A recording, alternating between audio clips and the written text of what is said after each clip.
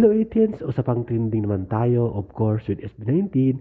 Kahit cancelled na nung nakaraan ang concert ng SB19 sa Singapore, trending pa rin sila doon sa bansang yun. Kaya naman maraming salamat. Hindi lang mga Singaporean 18s ang nagpatrending sa ating SB19, kundi mga Pilipino din doon, mga Pinoy 18s at Singaporean 18s.